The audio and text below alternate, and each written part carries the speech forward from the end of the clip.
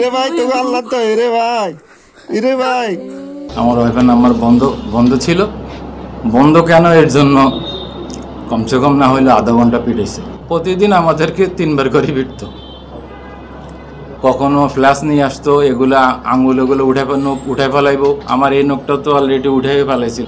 প্রতিদিনে মারতো। আর আমাদের দাঁড়াবো যে ওইটার কোনো শক্তি ছিল না, আমাদেরকে দাঁড়াইতে হইলো দুজনে ধরে দাঁড় করাইতে হইতো। ওয়ালটন এখন দেশের সীমানা পেরিয়ে পৌঁছে গিয়েছে 50টিরও বেশি দেশে। ওয়ালটন, ঘরে ঘরে বিশ্বজুড়ে। আমি লিবিয়াতে গেছিলাম কাজের উদ্দেশ্যে। আমি কাজই করতাম।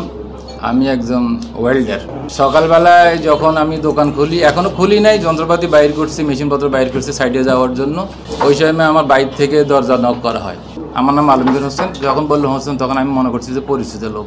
দরজা খুলছি, আমার মাথা বাড়ায় পিস্তল দিয়ে বাড়ি দেয়। বাড়ি দেওয়ার পরে আমার চেঞ্জ হারিয়ে যাওয়ার মতোই থাকে। আমার সাথে একজন কাজ করতো, এর নাম হলো সিরাজ। তখন রুমের ভিতরে যাই ওকেও মারে। মারার পরে বললো যে তোদের পাসপোর্ট কোথায়। আমাদের পাসপোর্টে ব্যাগের ভিতরে টাকা দিনার ছিল, ওগুলোও নিয়ে নিছে, পাসপোর্টও নিয়ে নিছে।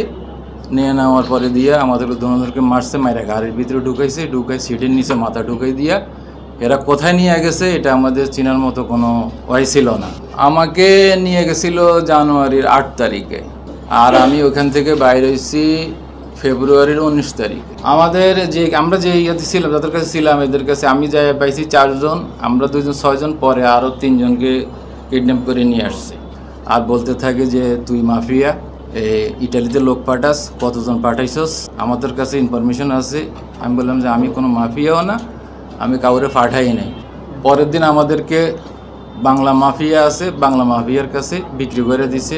মাফিয়ার ক্যাম্পে আমাদেরকে ঢুকাইলো। ঢোকার পরে আমাদের কাপড় চোপড় সব খুলে পালাইলো, শুধু সিন্টু গেঞ্জি আর শর্ট প্যান্টটা ছিল। তখন বললো যে তোমার ফ্যামিলির নাম্বার দাও। তখন আমি আমার ওয়াইফের নাম্বার দিছি। আমার ওয়াইফের নাম্বার বন্ধ ছিল। বন্ধ কেন, এর জন্য কমসে কম না হইলে আধা ঘন্টা পিটাইছে। প্রতিদিন আমাদেরকে 3বার করে পিটতো। খাওয়া তো দিতই না।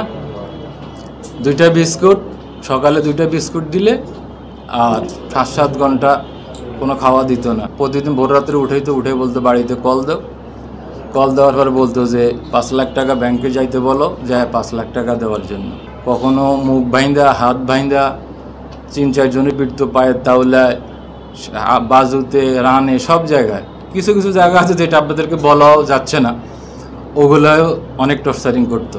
কখনো ফ্ল্যাশ নিয়ে আসতো, এগুলা আঙুল এগুলো উঠে ফেলাইবো। আমার এই নখটা তো অলরেডি উঠে ফেলাইছিল, এখন তো ঠিক হয়ে গেছে 6 মাসে। আমাদেরকে আরও বেশি মারতো, যে তোরা বসে শেয়ানা হইছস, শেয়ানাগিরি দেখাইতে আসছস, টাকা যখন না দিবি তোদেরকে গুলি করে ফেলাই দেবো।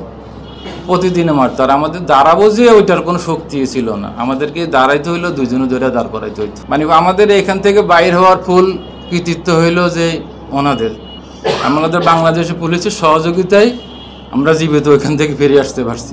অথরিটি, পিবিআই অথরিটি, আমার অতিরিক্ত আইজিপি স্যার আমাকে এই মামলাটার ব্যাপারে সহযোগিতা করার জন্য আমাকে দিক নির্দেশনা দেন। আমি তখন থেকেই অ্যাড ছিলাম এই মামলায়। শুরু থেকেই আমরা অধিগ্রহণ করে এই মামলাটা তদন্ত শুরু করি, এবং প্রথমে যে ভিকটিমের পরিবার 1.5 লক্ষ টাকা দিয়েছিল, ওই কানেকশনে আমরা বিভিন্ন তথ্যপত্র কালেকশন করি।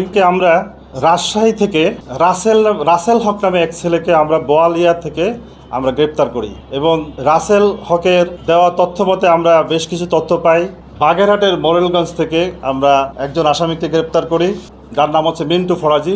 টাকা লেনদেনের ব্যাপারে, বিশেষ করে লেনদেনের ব্যাপারে সে সহযোগিতা করেছে, এবং আমরা বিএফআই এর সহায়তা নিয়ে, বাংলাদেশ ব্যাংকের বিএফআই এর সহায়তা নিয়ে ওই 4 লক্ষ টাকা তারা যাতে উঠাতে না পারে, প্রথম থেকে উদ্যোগ গ্রহণ করেছিলাম ওই অ্যাকাউন্টটা ফ্রিজ করে দিই। তাদের কাছ থেকে এই যে টাকা লেনদেনের যে রিসিটের কপি কিন্তু আমরা তাদের মোবাইল ফোন থেকে পাই, এটা আমরা জব্দ করেছি, এবং তাদের বিভিন্ন সময় যে কমিউনিকেশন এবং ছবি এবং ভিডিও আমরা এগুলো জব্দ করতে সক্ষম হয়েছি।